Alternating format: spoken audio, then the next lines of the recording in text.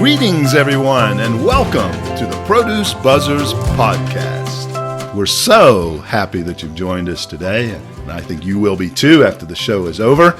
You will have learned a lot about fresh fruits and vegetables, how to prepare them, what their nutritional value is, all about their history and origin.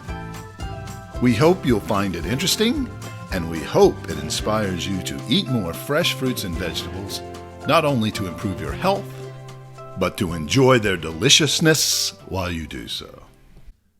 Hello again, everyone. Welcome to the Produce Buzzers podcast. We're so happy you've joined us again. I'm Edwin Stepp, executive editor of Produce Buzz, and we are joined once again by Teresa Nolan, the president and founder of Produce Buzz, along with Rick Stepp, contributor to Produce Buzz, and the lovely Cynthia Benedetto, who is also a contributor to Produce Buzz. We have all worked together in the produce business for many years, so we feel we have a little bit to offer you in regards to fresh fruits and vegetables. We're still learning.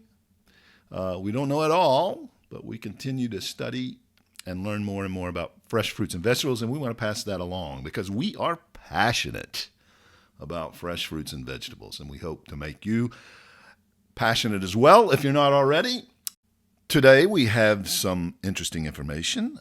We're going to tell you about kiwifruit, and Cynthia is going to give us one of her delicious recipes. Stay tuned to find out what it is.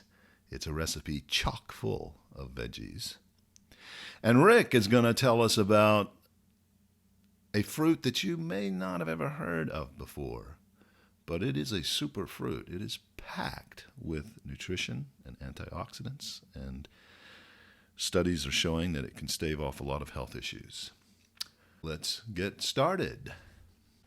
So, Produce Buzzers podcast fans, today we're going to hear from Teresa Nolan. She has some very interesting, enlightening facts about one of your favorite fruits, I'm sure, kiwi fruit. Teresa, what are you going to tell us about kiwi fruit today? Well, first of all, I'm going to ask a couple of questions about kiwi fruit. Do you know who the world's leading producer of kiwi fruit is? New Zealand. Probably. Nope. Chile. Oh, I bet you California. Nope. Well, I'm just going to say China. Ready? It's so big. Yeah, you got it. It's China, then Italy, and then New Zealand. I knew Italy was up there, but Yeah. And then what country first grew kiwi fruit commercially? New Zealand. Yep, you're correct. The Chinese only started growing kiwi fruit commercially in 1978. So the New Zealanders were the ones they brought seeds back from China. Even though it grows wild there, the Chinese had never commercially grown it. They used it, though, for medicinal purposes. They called the fruit mihotao. Excuse my Chinese. I don't know whether that's the correct one. Mihotao. Thank you, Edwin, our Chinese expert. Or the macaque fruit, after the macaque monkeys that would feast on it. They would be in the trees eating the kiwi fruit off the wild vines. But in the early Sorry, I'll interrupt for a second, because do you know what the literal translation of mihotao is? No. It is monkey peach. Oh, interesting. Miho means monkey, and tao is peach. Monkey peach. Ah, that's really interesting. Yeah, that makes a lot of sense. So there you go. In the early 1900s, thanks to Mary Isabel Fraser of New Zealand, she was a school headmistress, and she brought the seeds of the wild kiwi fruit from China to New Zealand and began growing them. And they called them at the time Chinese gooseberries because their taste was similar to a ripe gooseberry, which I don't think I've ever tasted. I don't know whether either any of you have tried the gooseberry before, but yeah, anyway. It is similar. Okay. And later they were named kiwi fruit because they resembled the kiwi, a bird native to New Zealand. And I think they credit Frida Kaplan with changing the name to Kiwifruit. She brought in a lot of exotic fruits, and she was one of the first importers of New Zealand kiwi fruit. But the New Zealanders themselves are also often affectionately referred to as Kiwis. So it kind of made sense to call them kiwi fruit. Now, kiwi are grown on trellises like grapes, and they require one male plant for every 8 female plants. And actually, that is why some of the early attempts at growing them from seed in England and the United States failed, because they only had the male plant seeds. They didn't have the female plant seeds. But the New Zealanders have a top-notch breeding program for kiwi and other products that they export. You're aware of the green kiwi and probably the gold kiwi fruit, because it's become prevalent in stores now too. But in March of 2022, Zespri New Zealand is going to launch their new red kiwi fruit. It will only be available in New Zealand, Singapore, and Japan and China, but I imagine it will eventually make its way to the US. And even though the fruit has been around for several years, the volume has just started increasing enough to make it available in a few countries. Now, one food writer in Singapore described it as sweet, juicy, softer, less astringent, with a nice strawberry flavor. It has a shorter shelf life than other variants and is more delicate, so it has to be handled more carefully. Supposedly, it contains twice the vitamin C as a regular kiwi fruit. Wow. Which is known as a superfruit. Yes, it is definitely. One trade paper has said it will be called Zespri Ruby Red, though their websites, the Zespri website, still refers to it as Zespri Red. I haven't tasted the red variety, but probably 20 years ago, I visited one of Zespri's agricultural research stations and saw some of the varietal crosses being done to develop it and other varieties. There were so many crosses at the research station I visited, and some of them were really fuzzy on the outside. One of them actually almost looked like a mouse, so it was kind of weird looking. Zespri came out with their gold variety after many years of selling the familiar Zespri green, and the gold fruit is sweeter than the green, but both are nutritional powerhouses. There's also the baby kiwi fruit. That's a small berry-like fruit, and it's similar in the size and shape to a grape. It has a fuzz-free green, purplish, or brownish skin, and it has less protective peel, but it's bright green inside with tiny little micro seeds and an almost opaque cream center. The baby kiwi fruit are rather delicate fruit, and its post-harvest quality can deteriorate quickly, and I think that's why we don't see very many of them. They're hard to... I've seen them called kiwi berries as well. Have you seen that? Yeah, yes, I have. Uh-huh. I've never seen them though, so I don't. They must not, like you say, they're probably only minimally available. But anyway. Yeah, they're grown in Washington State. One of the big growers is up there. But kiwi fruit can't be grown just anywhere. You have to have frost-free environment. It is grown in California, and they have experimented with it in, I think, Louisiana and down south. And you remember Frankie Fitzsimmons, you may remember him. I grew up with him, and he said that they tried to grow it in South Carolina, and he wished he'd never seen a kiwi fruit. So they had a lot of problems there. It was just so difficult to grow, they lost money on it, I guess. Is that why you would say so? He never really explained it to me, but I'm assuming they either had problems with it or hit the market at the wrong time. Right. So probably wasn't as good a quality as California. Yeah, and it would be hard to beat the quality out of New Zealand too. They are really fussy. But remember how we used to merchandise those or market them? That we called them the superfruit because they had more vitamin C than a serving of citrus, more potassium than a serving of banana, and more fiber than a serving of bran if you ate the skin. Well, actually, you don't even need to eat the skin to get that. The actual, just the pulp inside will give you more fiber than a serving of bran. We If should you let eat the our skin, you get even more. we should let our listeners know something I should have done at the start of this, that Teresa has been marketed kiwi fruit for many, many years for the New Zealand growers and the California growers. And Cynthia and I were part of that marketing team going around the country trying to get them to retailers to promote it more. And Guilt by association. yeah, but the green was perfect because it was that strawberry kind of banana-y-ish, and then the gold, which was not my favorite because it was more of a tropical fruit. I'm interested to see the red or taste the red, because if it's more of a berry, that, strawberry, that would be really interesting. At a produce trade convention, I met a woman who was in charge of starting the red kiwi for a California company called Sun Pacific. Now, I don't think they've had enough of them yet to bring them to market. But she was telling me that the Brix level, which is the sugar level in those, is off the charts. It's like so much higher than any other kiwi fruit, and a lot higher than any other fruit.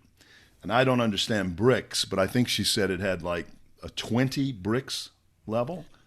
When I used to work for the USDA, I worked for a citrus processing plant. We made orange juice. So my favorite is Valencia.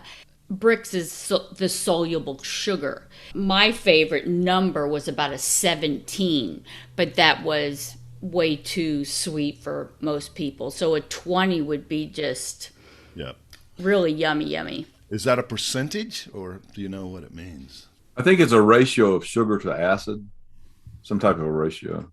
Okay. Another thing I wanted to mention about, since we were on the history of the kiwi fruit, just to give people an idea, some people may not realize how new this really is to America, but we had the produce market in Charlotte in the 1980s. And we tried to bring in specialty things that made our place different from the regular grocery store. So in the early 1980s, when the kiwi first was really being marketed, at least in the southeastern United States, we got some and we brought them into the farmers market. We call it a farmers market. It was a produce market. And people from Charlotte, North Carolina would come in and they'd see those and say, what in the world is this? They had no idea. And we would say, that's kiwi fruit. Of course, Frida Kaplan had already used that term for marketing by that point. And so that's what we called them. It shows how recent in history that this kiwi phenomenon has started. Because I went to college in California, as did Edwin, in the 1970s, and I never saw a kiwi fruit in the grocery store anywhere in California.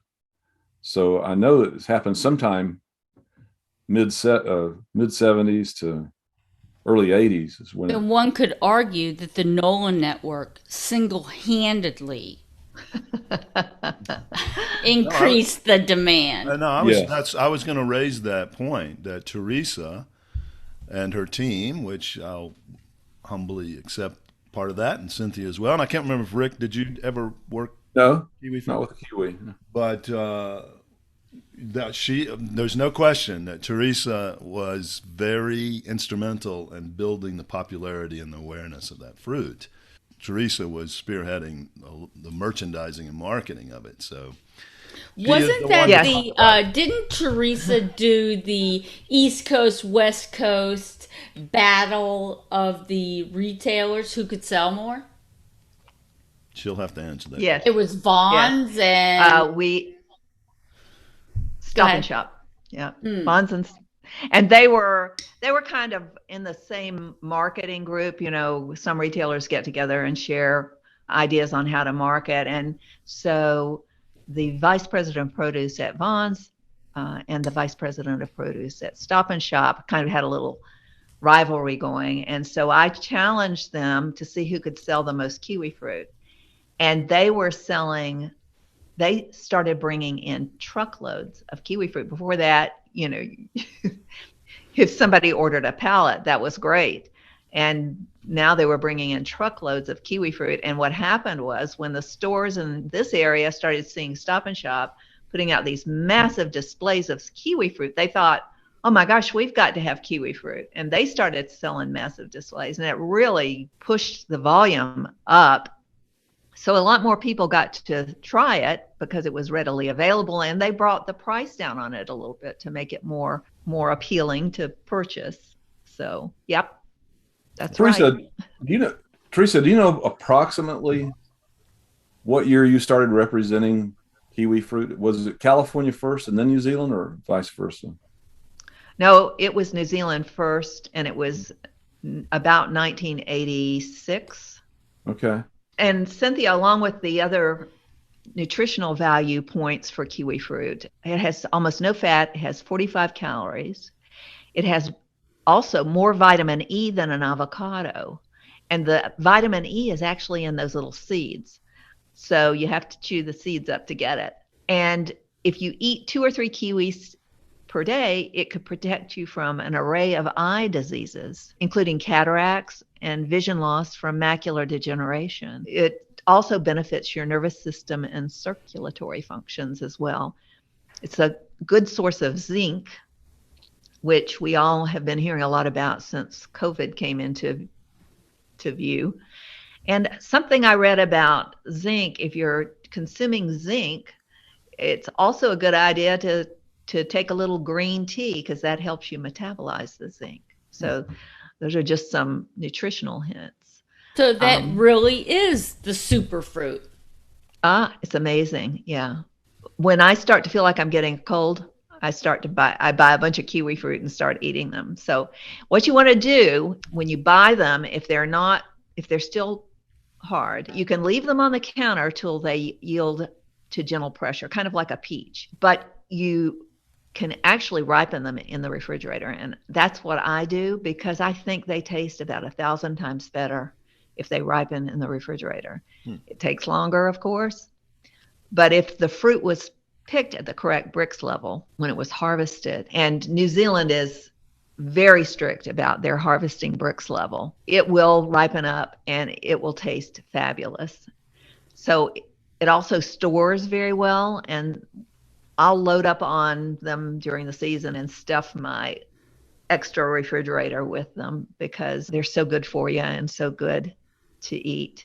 And if you let the green ripen slowly in the refrigerator, it gets very, very sweet.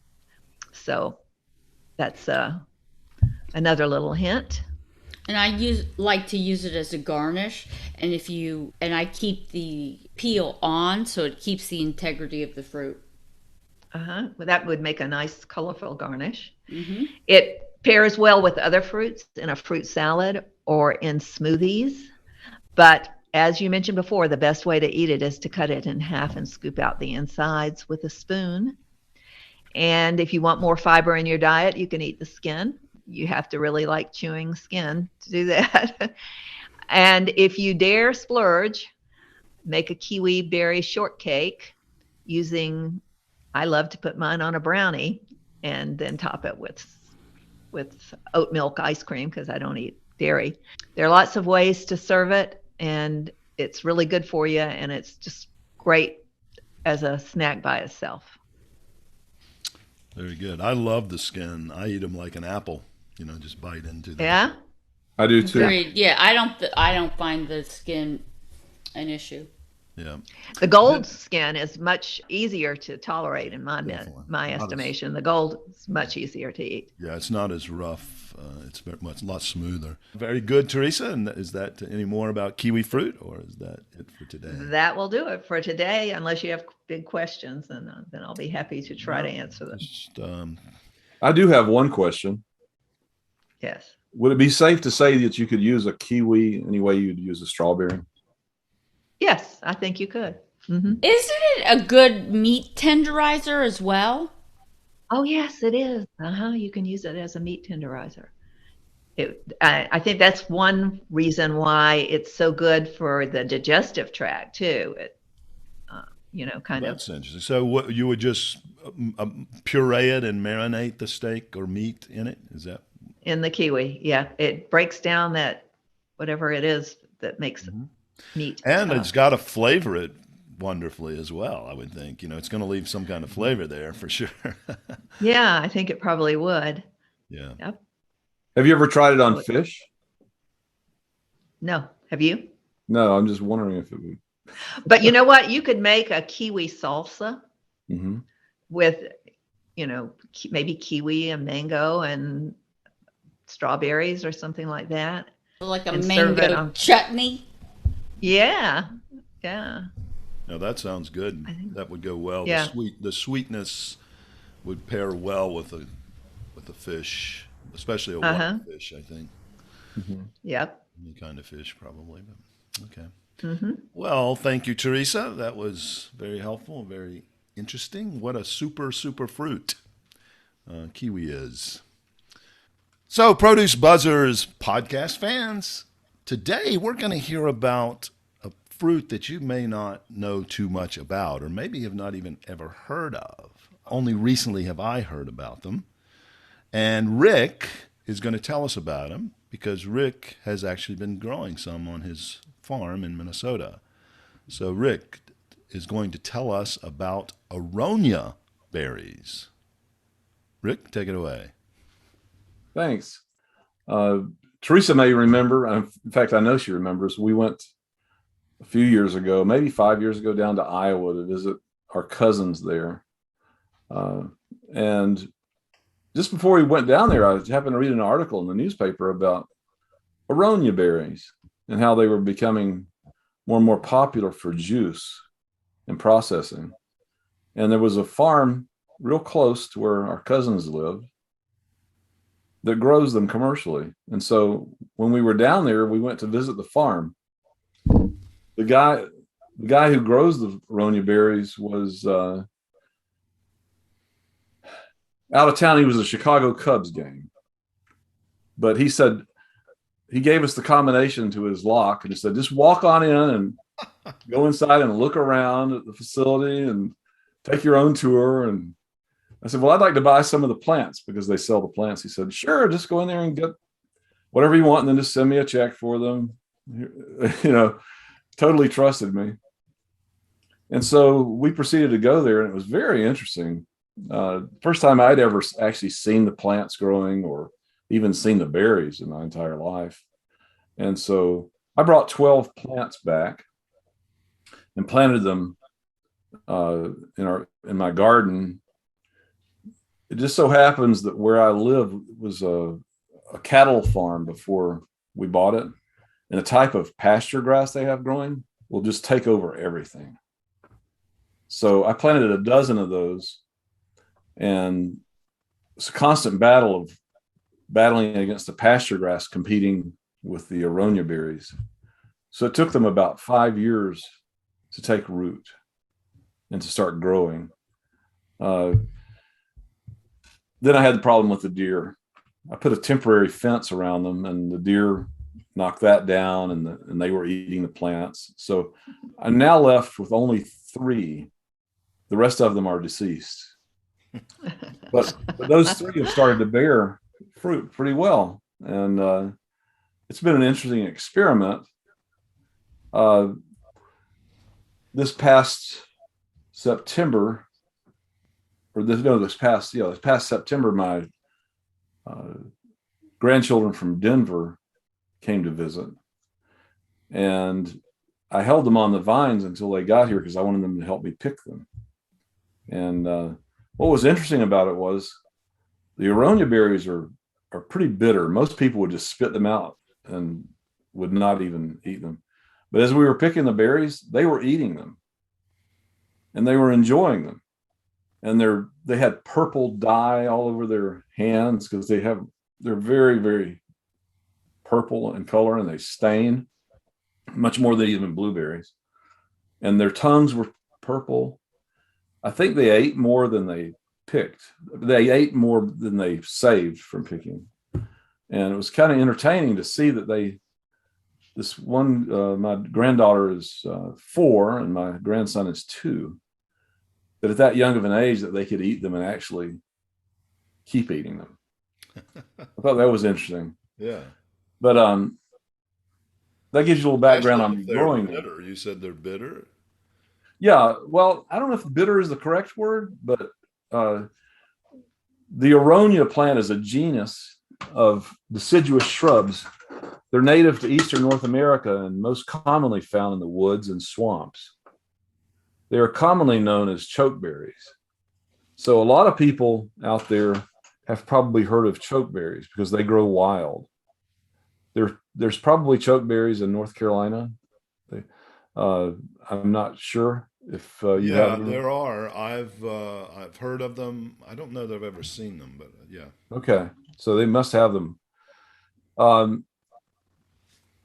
But there's another common wild fruit named choke cherries, but they're not the same. So they're choke cherries, they're choke berries. Well, the Aronia berry is the chokeberry. But so when you hear me say Aronia in this podcast, that refers more to the commercial name.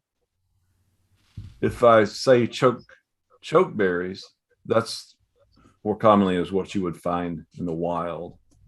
Aronia berries can be used to make wine, jam, syrup, juice, soft spreads, tea, salsa, beer, ice cream, gummies, and tinctures. And apparently dye as well, right? For like yes, the Native Americans used to use them for dyeing their clothing. But the name chokeberry comes from the astringency of the fruit. So I guess that's the better word, astringent, rather than bitter. Do they have some sweetness to them? There's sugar in them, but no, you would not consider them sweet. I'd say more bitter than sweet. Interesting. Yeah. Then why would you try to grow these things and, just salvage 3 out of 5? Just out of interest, because Aronia berries have 12 times the antioxidants of blueberries. And that's what I found interesting, is that they're close to a wild plant and they've been around for who knows how many millions of years. They just seem very interesting to me because of their antioxidant values. But can you absorb? Buy them. You can't just go in the grocery store and say, have you got any Aronia berries in today? But can you absorb 12 times the amount of antioxidants at one time?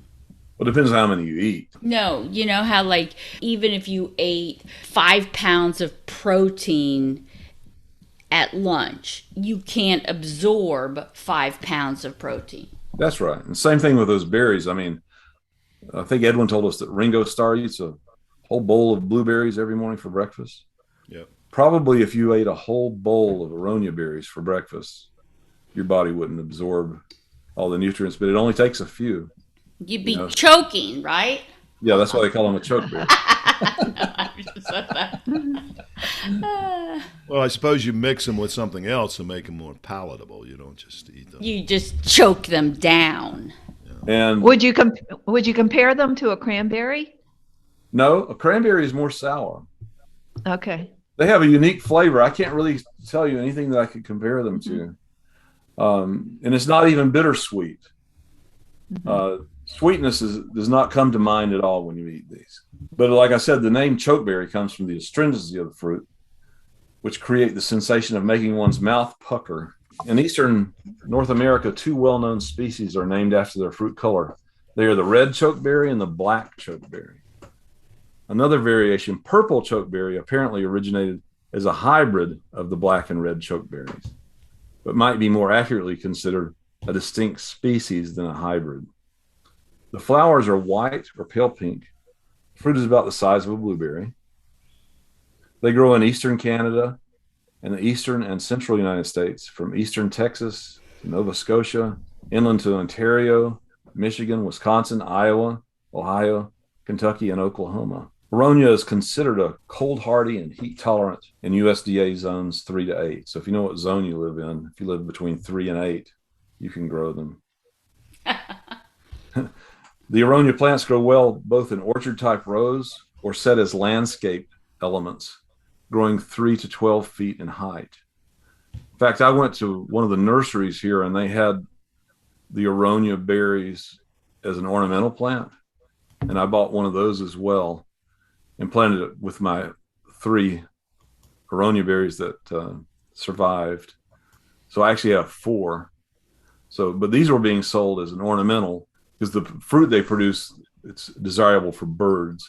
So that would draw birds into your garden or whatever. They are an attractive ornamental plant, and they grow well when planted under trees. Chokeberries are resistant to drought, insects, pollution, and disease. But mine were not resistant to deer. So wait a minute. So they're not really that great to eat. No. And they did finally beat out the grass, but the carriers of pestilence and disease came, and they like them? Yeah, I haven't had to spray any insecticides or anything on them, and they're growing fine now. No, I'm saying, like, what do you have to do for the birds that are carrying the, like I said, pestilence and disease? Well, yeah, you got to make sure you wash them, just like any fruit. You have blackberries or raspberries or blueberries growing in your yard, you're going to attract birds to eat them. And are the ornamental variety not edible? Inedible? No, they're edible. It's just that a lot of people buy them not to eat, but let the birds eat them. Right. An Aronia wine is made in Lithuania and in Minnesota, which I've never seen any in Minnesota. I live here. In Poland, Aronia berries are added to jams and juices or dried to make a herbal tea, sometimes blended with other ingredients such as a black currant. In Bosnia, the berries are sold fresh and frozen or made into juices, jams, and teas. Aronia is also used as a flavoring or colorant for beverages or yogurts. In the United States and Canada, Aronia juice concentrate is used in manufactured juice blends. I had read that in the article when I first got interested in these. And so I started looking at bottled juice in the grocery store. And if you read the labels of some bottled juices, Aronia berries are included as an ingredient. The main reason they use them in juice blends is for color. Makes sense. If you read the label, sometimes Aronia is like the second ingredient, just because I think that they want them not for the flavor, but for the color. So red dye number 7 is definitely on its way out. Yeah. That's always a mystery to me, is why they need to make chemical coloring when they could do things like that. But juice from the ripe berries is astringent, semi-sweet because of their moderate sugar content, sour because of their low pH. The berries have a bitter flavor, and in addition to juice, can be baked into breads. I haven't tried that before. I bake bread, and that is not going to be one of my ingredients. You're not doing a big sales job on it. It's astringent, it's acidic, not sweet. Yeah. Probably in a muffin, that would be great. Yeah. Muffin. The muffin would be sweet, and then you'd have this kind of bitter, astringent contrast. I think that would Yeah. But I like a cranberry muffin. A cranberry muffin is that? Yeah, but no, he said that the cranberry, it wasn't the same. No, it's not the same. But a cranberry is bitter, kind of sour. But I love a cranberry muffin because of that contrast. Yeah. The sweetness of the muffin with the bitter, sweet, and it's not bitter, sour from the cranberry. So the Aronia berry could do the same thing. Yeah. In fact, here's how I use my Aronia berries. I don't have that many to harvest, so I pick them and I put them in small Tupperware containers. I put them in the freezer, and then I buy fresh cranberries during the season, and I put those in the freezer. And so I take Aronia berries and fresh frozen cranberries and put them in a blender with water, make a juice out of them with water, cranberries, Aronia berry. And then I mix it with a shot of brandy. And therein lies the truth of it. Yeah, because I want to make sure that when I drink my brandy that I get some antioxidants. The alcohol might hydrolyze it though. Yeah. Yes, I'm guessing it's killing a bunch of stuff. Yeah, I have to take probiotics to counteract the bacteria that it kills.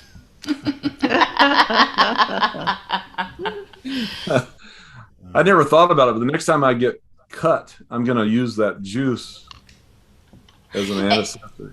And when you lose your marbles because it stings so doggone bad, you'll be begging for peroxide. Oh, that's funny. The pigments in the plant, the Aronia berry plant produces these pigments mainly in the leaves and skin of the berries. Couldn't you just use beets? Yeah, you could. They bleed onto everything. Yeah. Now, I wonder if Aronia berries will give you the scare the next day in the bathroom that beets have given me before. You know what I'm talking about? I'm sure if you ate enough of them, I'm sure that could happen. Except they are more of a deep purple color, so you may not notice it. I tell you, I've had some real scares. And I go, oh wait, I remember. Yes, I had beets last night. Oh my God, I have colon cancer. Oh no, I had beets yesterday. That's good. Leading into the thing about cancer, Aronia berries may protect against cancer. Test tube and animal studies show that the anthocyanins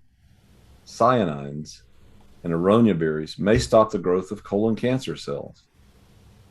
One test colon only? Well, that's just one study. One test tube study found that 50 milligrams of Aronia extract reduced colon cancer and cell growth by 60% after 24 hours. It's thought that the potent antioxidant activity of anthocyanins is responsible for this cancer suppressing effect. Similarly, extracts from the berries may reduce oxidative stress related to breast cancer.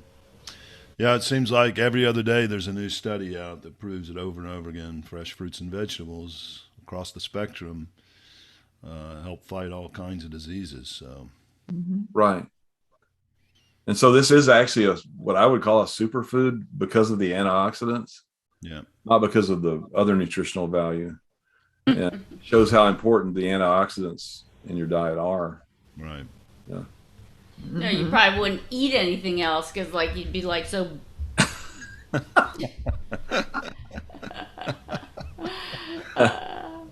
Aronia berries are an excellent source of polyphenols, which is a group of beneficial antioxidants that prevent inflammation. Antioxidants help protect your cells from potentially harmful molecules called free radicals. A buildup of free radicals can cause oxidative stress, which can lead to chronic conditions such as heart disease and cancer. The fruits are particularly high in anthocyanins, which give the berries the dark blue to black color. A study in 30 healthy people found that extracts from Aronia berries significantly reduced oxidative stress caused by an antipsychotic medication within 24 hours. So, antipsychotic medication apparently causes some side effects, and this actually helped reduce that. Ooh, that's good for me to know. Yeah. Just 1 ounce. Think about how small an ounce is. Just 1 ounce of Aronia berries provides the following nutrients: 13 calories, 2 grams of protein, 0 fat, 12 grams of carbs, 2 grams of fiber.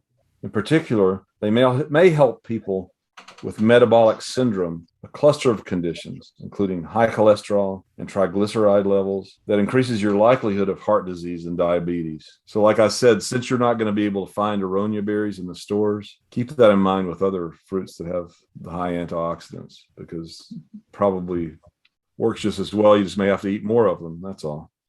I wonder if the juice is as effective. You said it's used in a lot of juices. Or is it just as effective getting it through the juice, or are they better? Probably it's better fresh. Most things are, but Yeah, I'm not real familiar with the processing of the Aronia berries, but I'm assuming they just extract the juice, and it's when they do that, it's probably really concentrated with the color. I was shocked at my grandkids and how stained their hands and their mouth, their tongue was just completely purple color. A 3-month study in residents of 6 nursing homes found that those who drank either 5.3 or 3 ounces of Aronia berry juice daily experienced 55% and 38% reductions in urinary tract infections. Of course, this has been talked about with cranberries as well, that cranberry juice could reduce urinary tract infections. And then later, it came out that wasn't really studied well enough to say for sure that it does that. But doctors used to prescribe cranberry juice for that. So there must be something there. But wait a minute, you said 5.3 or 3 ounces? So 4 ounces did nothing. had to be 3 or 5.3. If you do 4, you just waste. It's a waste of the way this or 5.2 for that matter. 5.2 also does. The way this or if you think that, like, if 5.3 is good, I'm going to have 6.0. No. The people that drank 5.3 ounces experienced a 55% reduction, and the people that drank 3 ounces experienced a 38% reduction in urinary tract infections. Okay. And lastly, Aronia berries may have antiviral effects. One study of mice determined that compounds in Aronia berry extract may protect against the flu. COVID or just the flu? Just the flu. Well, on that subject, some vitamins and minerals will not keep you from getting COVID, but they will reduce the effects of COVID. So I would venture to say that we know that zinc and vitamin C and quercetin reduce the side effects of COVID. That's been pretty much proven. So there are some doctors that have treated it therapeutically by using vitamin C and zinc, and then a mineral called quercetin. If you eat a diet rich in antioxidants, I think that you could venture to say that also has vitamin C, and it would also lessen the effects of COVID. Okay. Very good. Aronia berries, super fruit as well. Like the kiwi, lots of antioxidants that may help with a lot of health issues or prevent them. So thank you, Ricky, for everything about the Aronia berries. That was very interesting, and very interesting to hear about your experience growing them. So, Produce Buzzers podcast fans, it's time for our resident chef, the lovely Cynthia Benedetto, to bring us one of her lovely and delicious recipes. Cynthia, what do you have for us today in your recipe book? Today I have a recipe for ratatouille, and I compared and contrasted the recipes. I've tried this before with eggplants and onions, tomatoes, peppers, zucchini, yellow squash, and tomatoes, but I did it more with a mandolin, and I put it in a circular bowl and baked it off like that. And that was not a great winner for my family. However, this time I used Alice Waters' recipe for ratatouille. She's from the famed Chez Panisse. Yeah, I've met her before. And It's an interesting person. the recipe was really interesting in terms of the eggplant needed to be sauteed for about 10 minutes. But then when you got to the onions and peppers, and I also threw in there some jalapeno peppers and serrano peppers. And Spicy. so those needed a different timing. And then the summer squash, because they'll cook down pretty quickly. So when I separated them out, and I just did it all in a cast iron pan, when I cooked them individually and then put them all back in to cook down at the end, that made all the difference in terms of keeping the integrity of the vegetable and it not just going into a soup, so to speak. And the vegetables remain somewhat al dente, perhaps? They get softer than that. No, there was some texture to it, especially the squash, because that's the one that's going to like cook down to mush. We had some for dinner with some bread, and then the next day when we ate it, of course the flavoring is better. The zucchini and the yellow squash did maintain its integrity. Great. And it wasn't just a mush. So can you give us a list of the ingredients, or maybe you're going to do that later? I don't want to preempt you. No, I used eggplant, yellow onions, garlic, some dried chili flakes, any bell pepper. I used a red bell pepper, zucchini squash, yellow squash, and tomatoes. I had a backup of canned diced potatoes or tomatoes if the fresh tomatoes were not going to cook down as well. I'll have the recipe if you want to display it for. We'll post it on the website. Yeah. I cut them all the vegetables up. So I started with the eggplant, sauteed that for about 10 minutes. Then reserved that in a dish. Then I sauteed the onions and the peppers. I just let the onions get translucent. Then I added the garlic and browned that up. I did not let it brown, just get a little fragrant. Again, emptied the pot and didn't clean the pot in between, which I think was important. And then I sauteed the zucchini and the yellow squash, probably just like 3 or 4 minutes. That one was the shortest. And added that with the tomatoes, and then put them all back in the pot and let them cook down. And turned out to be a really great main dish. Yeah. Because it just and then the next day, cold or warm, it was nice for lunch, and it was nice for dinner. What kind of eggplant do you suggest? Can it be any kind, or? Yeah, I just used a regular eggplant. I think that the first time I tried it, I used the Japanese eggplant because they're just more consistent in size. Right. But this one, I just used one, just a medium-sized one. I didn't let it get too big. And I've often seen ratatouille when I've never made it. I don't think I've even ever eaten it, but I've seen recipes for it through the years. And it seems like they keep everything in slices, but when you say cut it up, do you just slice the zucchinis and leave the round circles? And if it was Japanese, I would slice it. I would slice it and then cut up. I would chop it so that all the pieces were about the same size. Okay, but it's more diced than sliced. More chopped. Yes, it is not like the big slices, but the last time I did it with the Japanese eggplant, which are very slim, you could have your vegetables all very uniformed in diameter. Right, that's what. But that just was not. It just did not have the flavor that. It's probably better diced like that. But the presentation of the ones where you see them sliced, you've seen that? Oh, they're everything amazing. Is sliced and it's laid out. It's a great presentation, but probably not as delicious. Very good. All right. Well, thank you, Cynthia. We'll look for your ratatouille recipe. Your ratatouille. We were talking about it a couple of days ago, and she was stuttering. Yeah, I kept on adding an extra "t."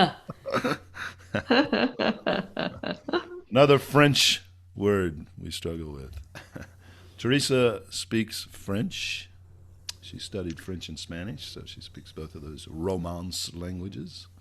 So, Teresa, what does ratatouille mean in French? Well, the word ratatouille is derived from the Occitan word ratatouille, and it's related to the French ratouiller or tatouiller, which is a verb meaning to stir up.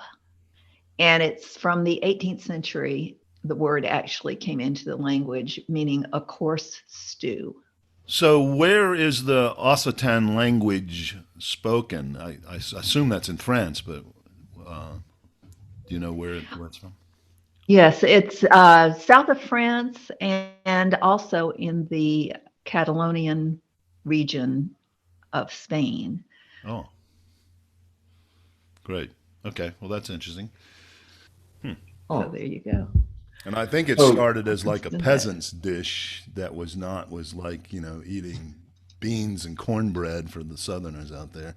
Yeah. I think it's a comfort food. Yeah. Yeah. But then it became more of a, it's not sorry to say celebrity dish, but a more upscale dish for some reason. I don't know why. Yeah. I have a question about that. What type of meat do you add to ratatouille?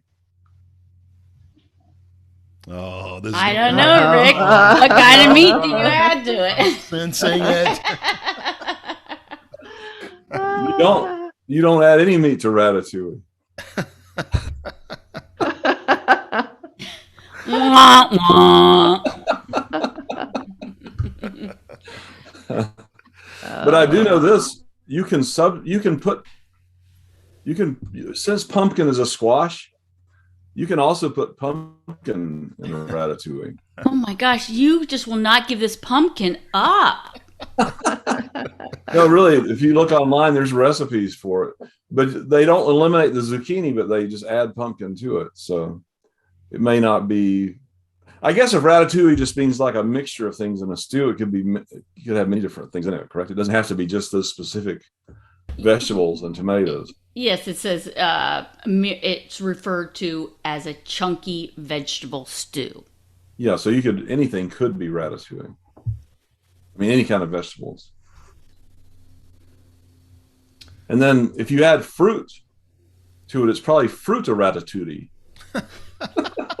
Fruity tooty? Fruity too. Fruity ratatouille. Goodness. I'm terrified to ask, what fruit would you add to it, Rick? Well, every ingredient in ratatouille is a fruit. A squash is a fruit. A tomato is a fruit. An eggplant is a fruit. There's one that's not. Onions. Oh, yeah, it is. Oh, no, you're right. It's not. Not a fruit. Well, I didn't remember that. I guess that showed how I wasn't paying attention. I And forgot garlic. about the onions. Garlic and onions. Yeah, okay. Gotcha. You lose today's quiz. Oh dear.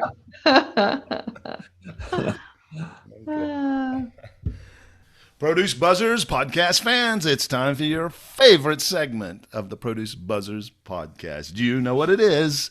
Homegrown. Yes, it's time to groan with Teresa Nolan. Teresa, what's the pun of the day?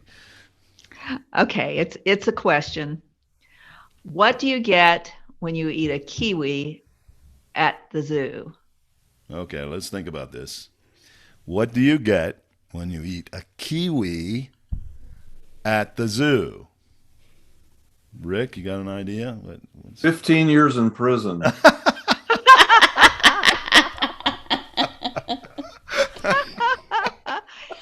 You're talking That about the was- bird. That was good, Rick, because my answer was banned for life. And it's Oh, the feathers around your mouth that gives you away, So that was where you were going with that. You didn't say Yeah. kiwi fruit. She said a kiwi. Yeah. Wow, well done, The Rick. original New Zealanders were Maoris, and they did eat kiwi, the people. Oh, yeah. They were cannibals. That's right. That's pretty good. So they weren't eating the kiwi birds, they were eating the kiwi people. Yeah. Oh, okay. Well, I think they taste like chicken.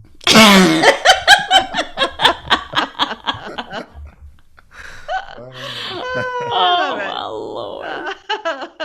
Okay, Yeah, I we've could just got see to myself groan. in the judge after eating the kiwi, and he gives me 15 years, and he says, "By the way, just out of curiosity, I'd like to know, what does a kiwi bird taste like?" And I said, "Well, that's kind of a cross between a California condor and a great white owl." And then he went 30 years in prison. No. But the American bald eagle, however, I've far too gamey.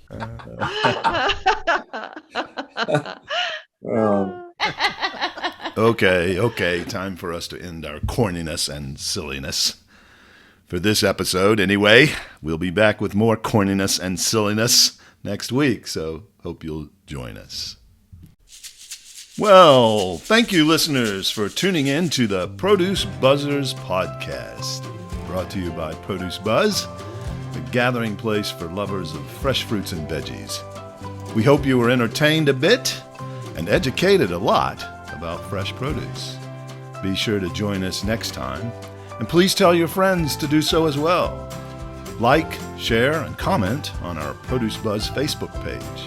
And check out our website at www.producebuzz.com. There you will find articles about fresh fruits and veggies, how to select, store, and prepare them, as well as lots of interesting facts about all the wonderful bounty the earth provides for us.